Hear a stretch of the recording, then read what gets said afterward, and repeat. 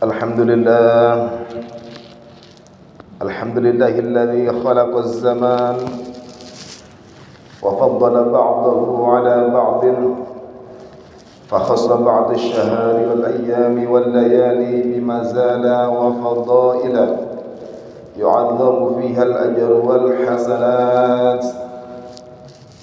Asyhadu an la ilaha illallah wahdahu la syarika lahu وأشهد أن سيدنا ومولانا محمدا عبده ورسوله الداعي بقوله وفعله إلى الرشاد.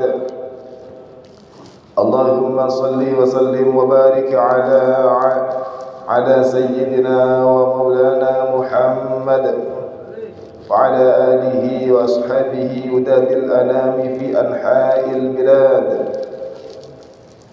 أما بعد فيا أيها الناس اتقوا الله تعالى بفعل الطاعات واجتناب المنهيات لعلكم تفلحون. Kaum muslimin hadirin jamaah salat Jumat rahimakumullah. Pada kesempatan yang penuh khidmat ini, di majelis yang insyaallah penuh dengan limpahan barakah ini, kami mengajak kepada kaum muslimin sekalian rahimakumullah, wabil khusus kepada diri saya pribadi al-fakir ilallah, marilah kita senantiasa meningkatkan kualitas ketakwaan kita kepada Allah Subhanahu wa taala. Marilah kita laksanakan segala perintah-perintah Allah, kita jauhi segala larangan-larangannya. Mudah-mudahan kita semua tergolong muttaqin yang dengan ini akan menurunkan rahmat serta ridha dari Allah Subhanahu wa taala. Kaum muslimin jamaah salat Jumat rahimakumullah. Tahun Hijriah seperti juga tahun Masehi merupakan bagian dari fenomena alam biasa. Secara ringkas, bila kalender Masehi berdasarkan penghitungan pada peredaran bumi mengelilingi matahari, kalender Hijriah mengacu pada peredaran bulan mengelilingi bumi.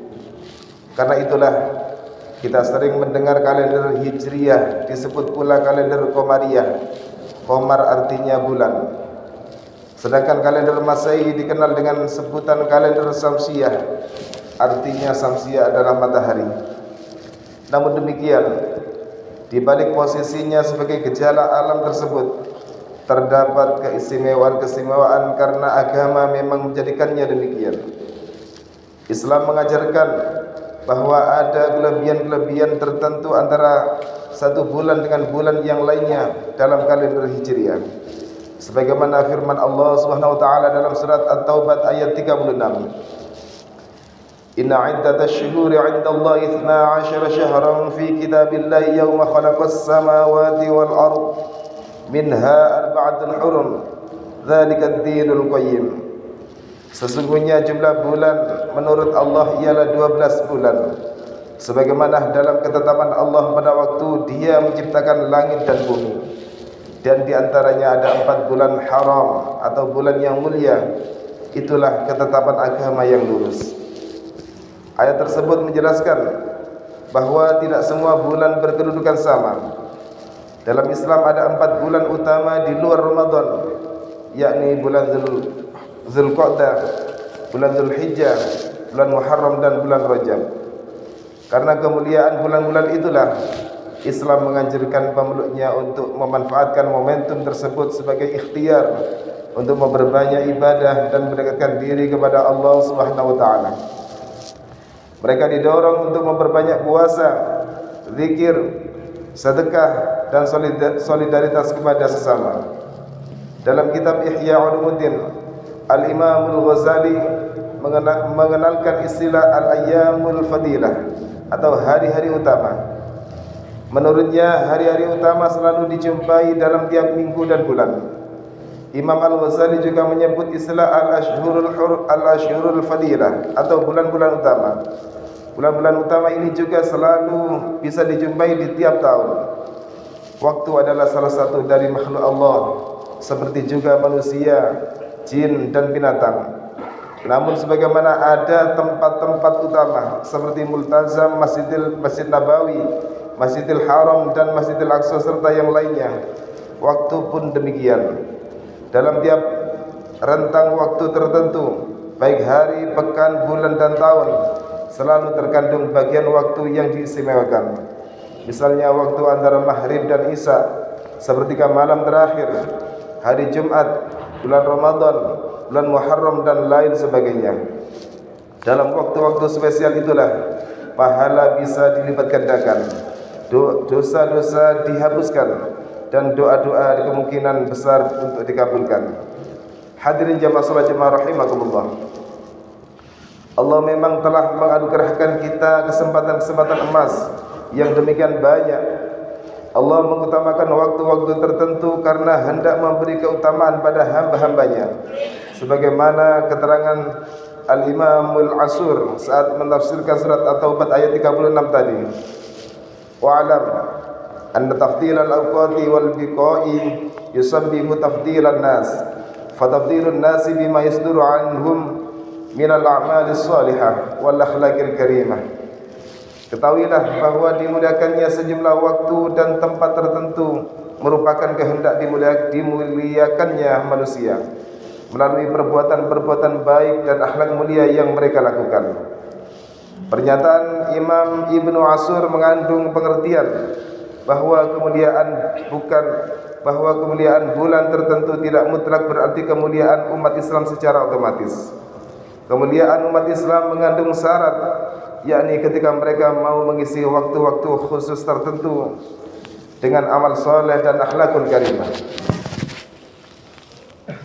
Keutamaan bulan-bulan khusus adalah satu hal, dan keutamaan pribadi orang-orang Islam adalah hal yang lain. Keistimewaan bulan Muharram adalah satu hal, sementara keistimewaan individu-individu kaum muslimin adalah soal yang lain. Hal tersebut sangat tergantung bagaimana kita umat Islam merespon keutamaan-keutamaan yang diberikan Allah itu kepada kita, apakah mengisinya dengan baik atau tidak. Di antara amalan yang amat dianjurkan di bulan pertama kalender Hijriah ini adalah puasa. Dalam hadis riwayat Ibnu Majah dijelaskan, seseorang datang menemui Rasulullah dan bertanya, setelah Ramadan, puasa di bulan apa yang lebih afdal ya Rasulullah? Lalu Nabi menjawab, puasa di bulan Allah, yakni bulan yang kalian sebut dengan Muharram. Penyebutan Muharram sebagai bulan Allah atau Syahrullah menunjukkan posisi bulan ini yang amat spesial. Melalui riwayat Ibnu Majah pula, pada puasa hari Ashura atau tanggal 10 Muharram disebut sebagai bagian dari amalan untuk menghapus dosa-dosa setahun yang telah lewat. Selain 10 Muharram, puasa juga masih dianjurkan pada hari-hari lain di bulan ini. Amalan lain yang bisa digiatkan untuk meningkatkan solidaritas antar sesama. Kebanyakan umat Islam, utamanya di Indonesia, menjadikan momentum Muharram sebagai lebarannya anak yatim, dengan memberikan santunan kepada anak-anak yang kehilangan orang tua dan secara ekonomi lemah. Kiai Haji Saleh Darat dalam kitabnya Lataifut Thaharah wa Asrarus Shalah mengistilahkan 10 Muharram sebagai bagian dari hari raya umat Islam yang layak diperingati dengan sedekah kepada fakir miskin. Tentu saja menyantuni anak yatim atau membantu siapapun yang butuh pertolongan tak terkait dengan waktu. Tapi Muharram adalah momentum yang sangat baik untuk menunjukkan kepedulian sosial kita. Bulan mulia harus diisi dengan perbuatan mulia. Al-a'malus salihah wal akhlaqul karimah yang disebut Imam Al-Asur harus hadir jika kita ingin meraih berkah keutamaan bulan Muharram. Pengertian amal soleh dan akhlak mulia amatlah luas, mencakup ibadah kepada Allah, berhubungan dengan masyarakat, atau sikap kita terhadap lingkungan alam kita. Bulan Muharram merupakan bulan yang bagus untuk mengawali tahun dengan perbuatan dan perangai positif.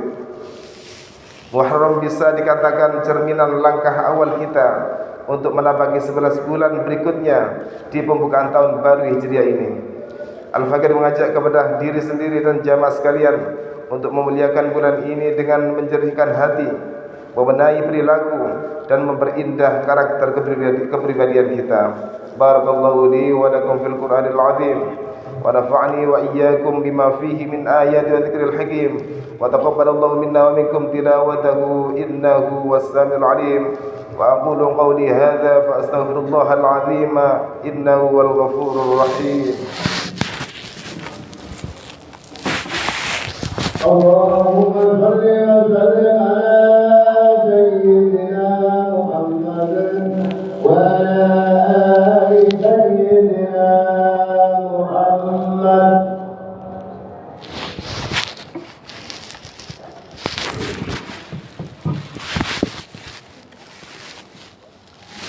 الحمد لله على إحسانه والشكر له على توفيقه وامتنانه وأشهد أن لا إله إلا الله وحده لا شريك له وأشهد أن سيدنا ومولانا محمدا عبده ورسوله الداعي إلى رضوانه.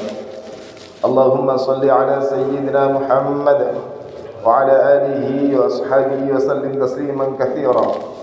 أما بعد فيا أيها الناس اتقوا الله فيما أمر وانتهوا عما نهى واعلموا أن الله أمركم بأمر بدأ فيه بنفسه وثنى بملائكته بقدسه وقال تعالى إن الله وملائكته يصلون على النبي يا أيها الذين آمنوا صلوا عليه وسلموا تسليما.